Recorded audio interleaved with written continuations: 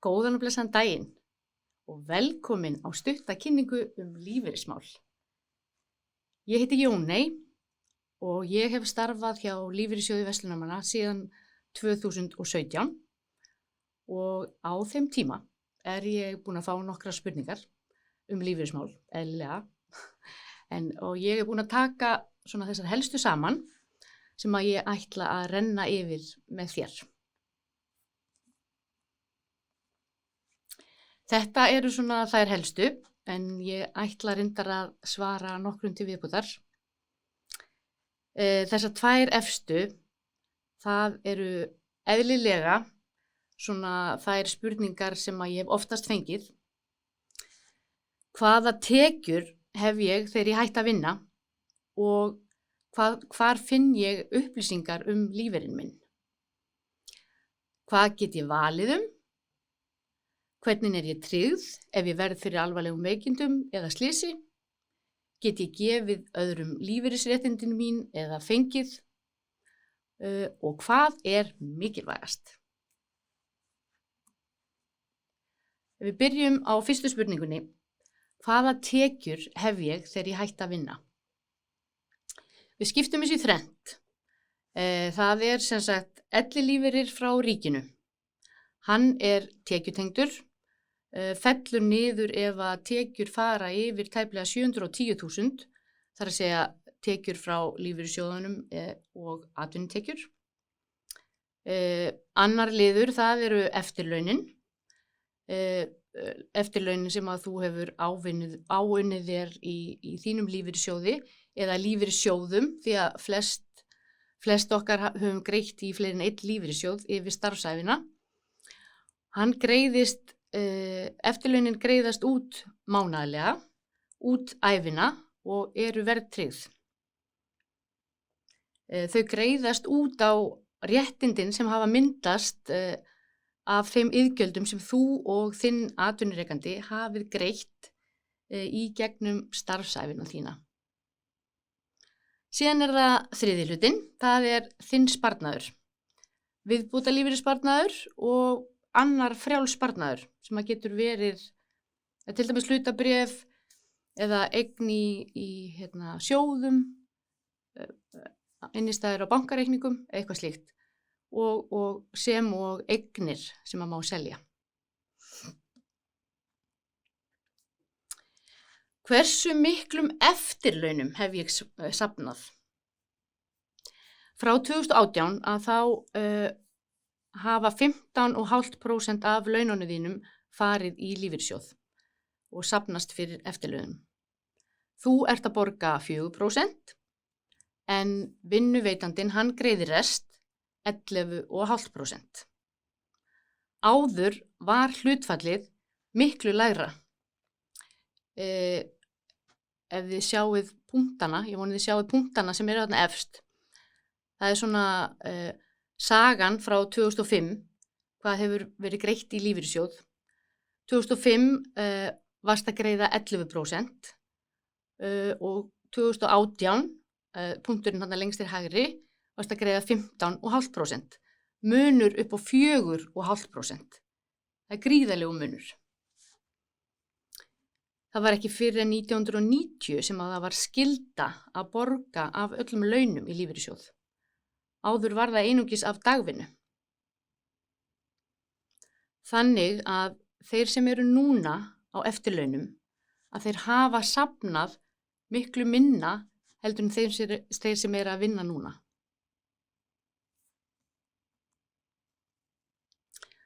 Hvar finn ég upplýsingar eftirlaunin mín? Þú finnur þær inn á mínum síðum, mittlife.is. Til þess að komast þar inn að þá notarðu rafræn skilríki og þar inni geturðu leikið þér af þínum forsendum, skoðað hvað þú átt í öðrum sjóðum og getur skoðað öll réttindi nema ef þú átt viðbótarlífeyrissparnað í öðrum sjóðum. Ef að þú smellir þarna á kassan lengst til niðri þarna lengst til vinstri, þar er lífeyrisáætlunin og ef þú ferð inn á hana, að þá geturðu skoða þínar forsendur út frá ýmsum aldri til dæmis. Þú getur skoðað hvað fæ ég greitt miðað við 60 ára aldur eða hvað fæ ég greitt miðað við 67 ára aldur. Þú getur líka skoðað ef þú átt séreign eða tilgreinda séreign, þá getur skoðað hvað get ég fengið greitt út yfir mismunandi tíma, prófa að dreifa í kannski nokkra mánuði eða nokkur ár, leikið svona með þetta fram og tilbaka. Já, og ef þú ferð þarna inn í, ef þú smellir þarna neðst til hægri, þar lífeyrisskáttin, þar getur þú séð hvað þú átt í öðrum sjóðum. Það lítur sirka svona út. Þessi aðili, hann hefur greitt í 3 aðra lífeyrissjóði fyrir utan lífeyrissjóð verslunarmanna. Þið sjáu þarna hvenær þið greidduð síðast í sjóðin og síðan réttindi frá þessum sjóðum.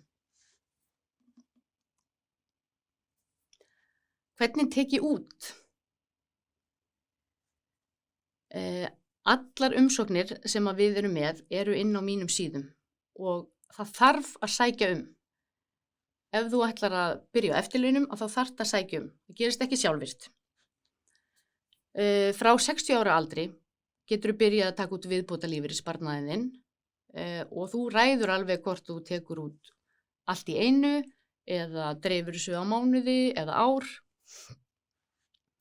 Þú getur byrjað frá 60 ára aldri á eftirlaunum.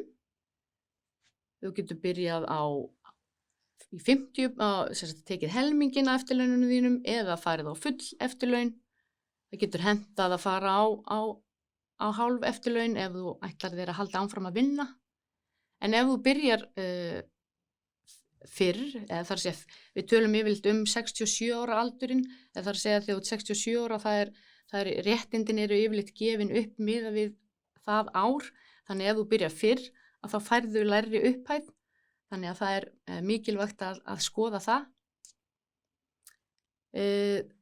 Þú getur byrjað síðan 62 ára að taka út tilgreindu séreignina þína og vil benda ykkur á að þú greiðir tekjuskatt af þessum greiðslum eins og öðrum tekjum.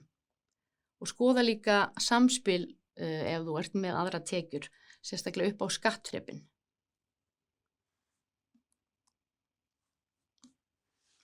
Hvað get ég valið um?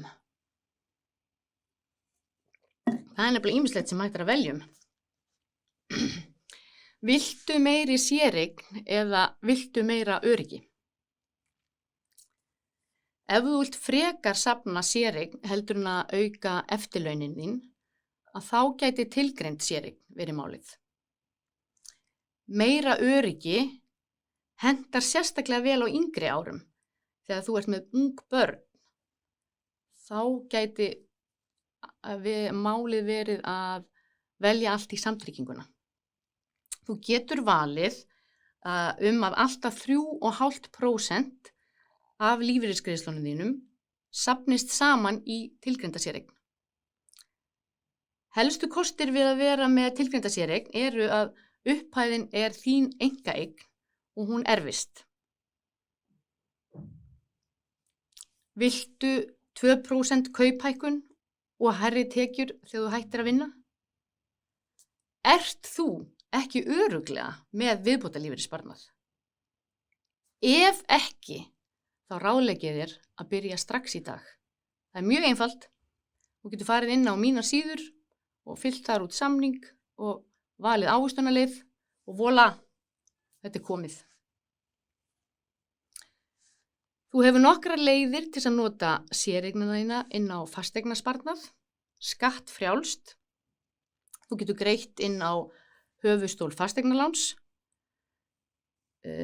Það er úrræði sem að stjórnvöld eru búin að gefa vilyrði fyrir að framlengist út árið 2024 sem var gert núna í tengslum við kjarasamningana, sem er mjög gleðilegt. Og þú getur nota séreignina þína við kaup á fyrstu fasteign, sem hluta af útborgun og líka inn á lán. Hvernig vel ég? Hvort vil ég meiri séreign eða meira öryggi? Efri hlutinn á þessari mynd að þá erum við með einstakling sem að velur að allt fari í eftirlaunin. 15,5% fari í eftirlaunin. Yngri börn, meiri skuldir og ótrygg afkoma. Neðri hlutinn að þar velur einstaklingurinn að setja 12% í eftirlaunin og 3,5% í tilgreinda séreign. Eldri börn, minni skuldir og örugg afkoma.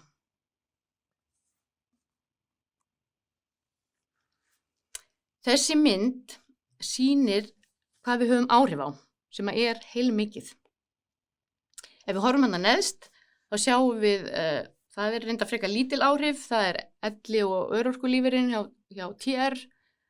Við höfum áhrif á hvernig við tökum út og með því að taka þátt í kosningum. Næsti hluti, skylduiðgjaldið í lífeyrissjóðinn. Þar höfum við áhrif á samsetninguna, eins og ég var að tala um áðan, hvort við setjum allt í samtrygginguna eða hvort við setjum hluta í tilgreinda séreign og í samtryggingu. Og ef við veljum tilgreinda séreign, þá getum við valið ávöxtunarleiðina, ákveðið hvenær við viljum taka út og svo í sumum tilfellum getum við valið lífeyrissjóð. Ef við förum hana aðeins ofar, þar erum við með viðbótarlífeyrissparnaðinn. Við getum valið að spara í fyrsta lagi, hvort við ætlum að spara, við getum valið að spara 2% eða 4%. Við getum valið ávöxtunarleið og hvenær við viljum byrja að taka út. Viljum við byrja 60 ára, 61, 65 og síðan getum við ráðstafað inn á lán, eins og ég minntist á áðan, skattfrjálst. Og efsti hlutinn það er hérna, þar höfum við mjög mikil áhrif, það er náttúrulega bara fyrsta lagi að taka ákvörðun að spara og svo formið, hvort við erum að spara, hvort við erum með áskrift af einhverjum sjóði eða kaupum hlutabréf eða eitthvað slíkt. En hvernig get ég haft það betra? Hver vill það ekki?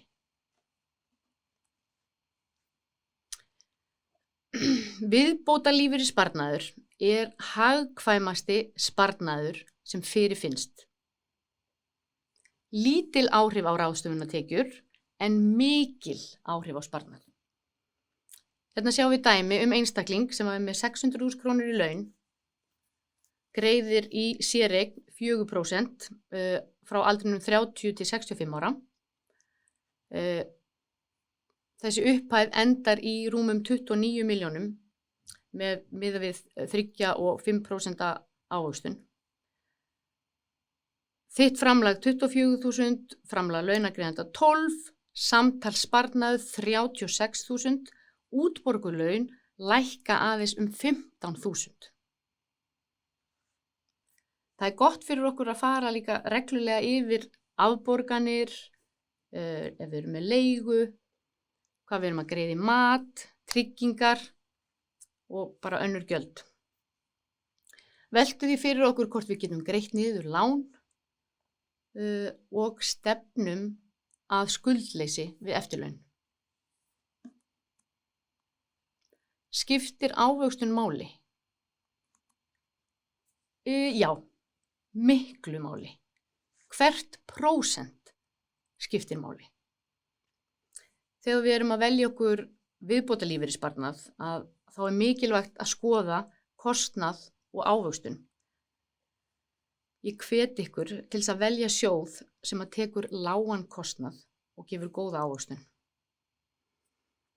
Þessi mynd hérna, hún sýnir samspil raunávöxtunar og lífeyris. Þetta eru 10 milljónir sem eru ávaxtaðar í 20 ár. Þarna sjáum við hvað hvert prósent skiptir miklu máli. Ef við horfum hérna á tvær hæstu súlurnar, raunávöxtun upp á 5,5% og raunávöxtun upp á 6,5%, að þá munar þarna 6 milljónum.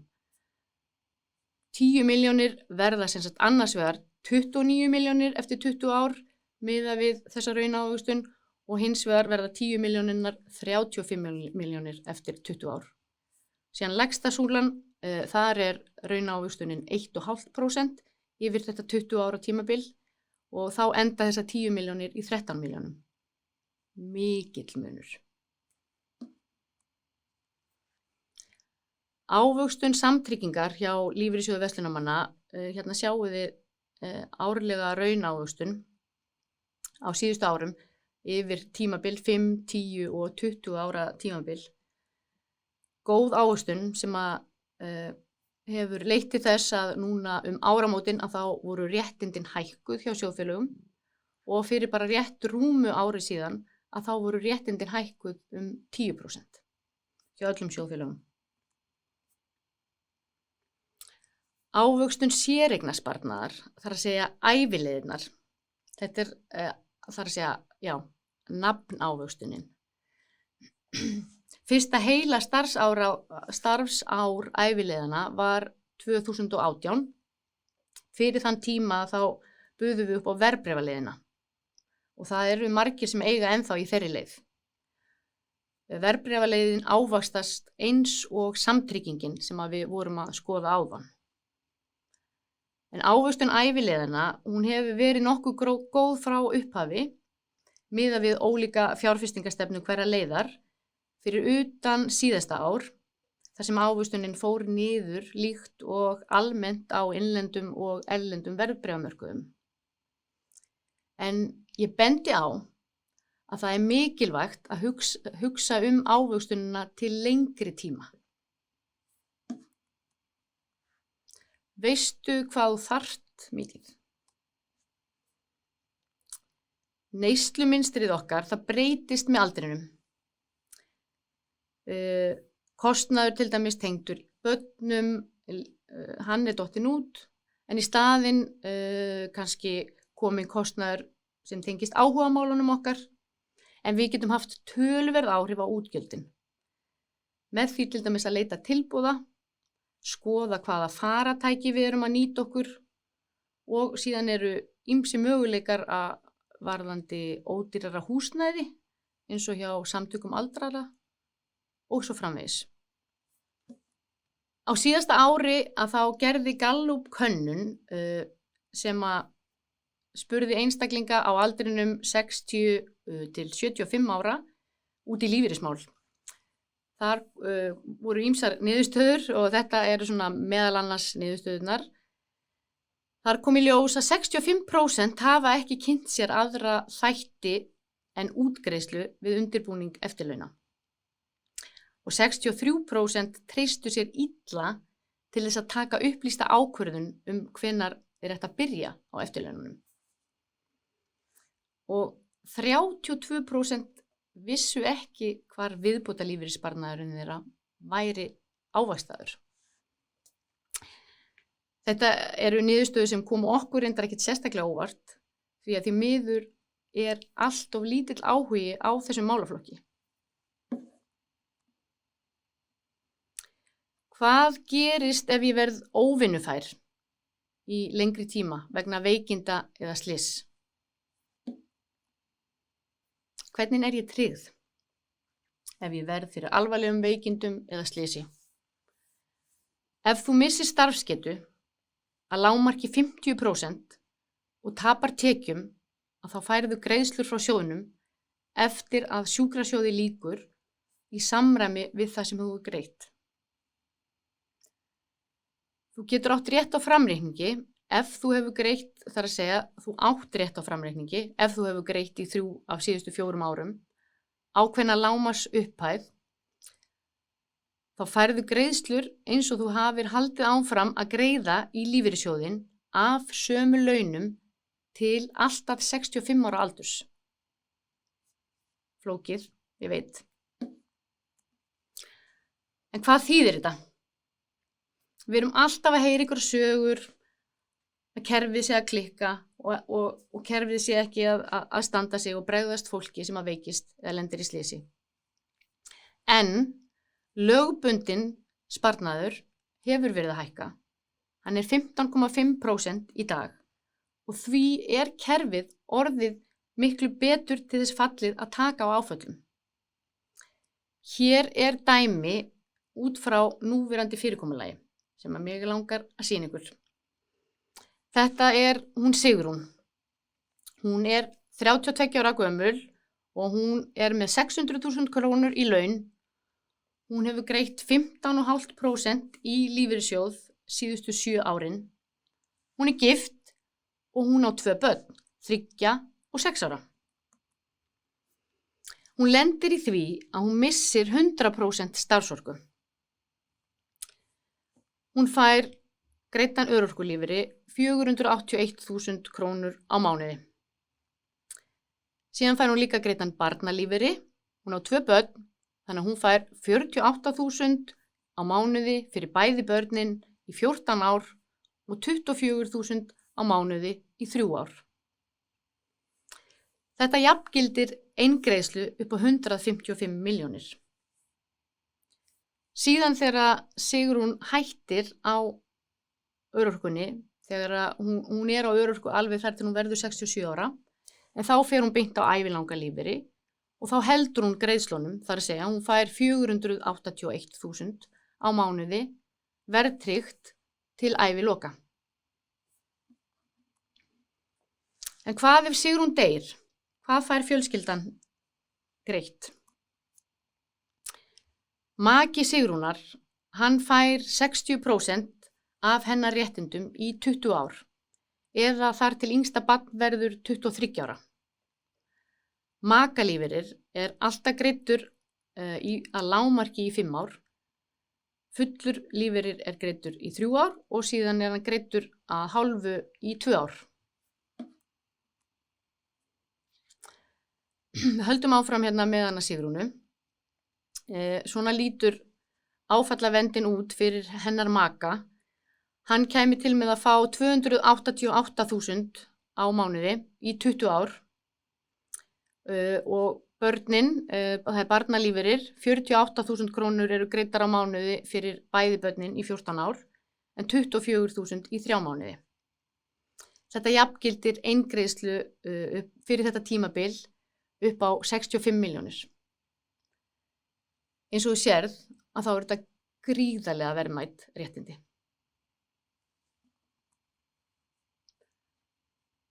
Eru allir lífeyrissjóðir með sömu tryggingavernd? Skiptir einhverju máli í hvaða sjóð ég greiði? Það mikill munur á milli sjóða. Allir verða að greiða sjóðfélögum ákveðið lágmark, en það mikill munur á greiðslum. Sjóðir sem greiða lægstan makalífeyrir greiða aðeins 58% af því sem að LVF að greiða. Og sjóðir sem greiða lægstan örorkulífeyri greiða aðeins 70% af því sem LVF að greiða.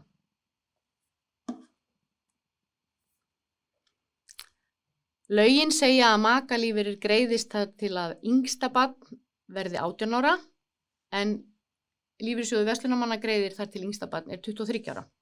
Munar þarna 5 árum. Lífeyrissjóðslögin segja að greiða beri 50% makalífeyri, en lífeyrissjóður verslunarmanna greiðir 60%. Lögin segja að greiða beri makalífeyri að lágmarki í 2 ár, en lífeyrissjóður verslunarmanna greiðir í 5 ár. Barnalífeyrir á að greiðast í 18 ár, en lífeyrissjóður verslunarmanna greiðir í 20 ár. Og upphæð barnalífeyris hjá lífeyrissjóður verslunarmanna í dag rúmlega 24.000, en flestir sjóðir eru að greiða 18.000 í barnalífeyri. Get ég gefið öðrum eða fengið lífeyrisréttindi? Já, þú getur það. Hjón og sambúðarfólk geta skipt með sér réttindum. Það má skipta alltaf 50% af lífeyrisréttindunum á meðan sambúð og hjónabandi stendur. En það verður að gerast fyrir 65 ára aldur og fólk má ekki vera byrjað á lífeyri. Fortíðin skiptist samkvæmt líftöflum, en framtíðin skiptist jafnt ef að þú ert að velta þessu fyrir þér, þá hvet ég þig til að skoða mjög vel kosti þess og galla. Það getur alveg verið sniðugt að skoða það að skipta réttindum ef að annar aðilinn hefur verið lítið á vinnumarkaði. Sumir líta á það sem réttlætismál. Það er líka hægt að skipta séreigninni.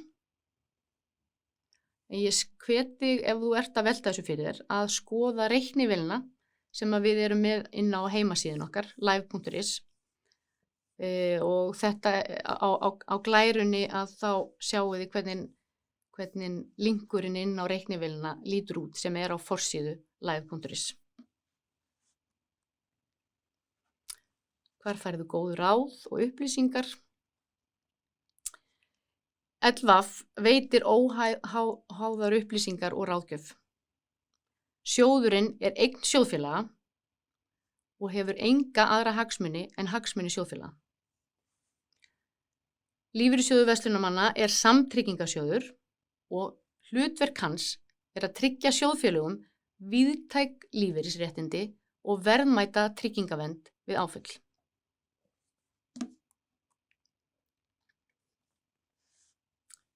Fylgstu með lífeyrisréttindunum þínum. Þú getur gert það með því að fara inn á mína síður, mittlive.is, það er kannski einfaldast, en þú getur líka hringt, senda okkur tölvupóst eða komið til okkar í Kringluna 7 á 3. hæðina. Ég lofa því að við tökum vel á móti þér. En hvað er mikilvægast? Hvað er mikilvægast? Að byrja strax. Þekkja réttindin sín og skoða þau reglulega. Skoða þau til dæmis hvað þú kemur til með að fá frá lífeyrissjóðunum miðað við mismunandi aldur. Hvenær ætlar að hætta að vinna? Ætlar að minnka við þig og fara í hálft starf? Settu þér markmið og ekki hika við að hafa samband. Til hamingju með að hafa gefið þér tíma í dag. Ég vona að þú hafi grætt eitthvað. Takk fyrir mig.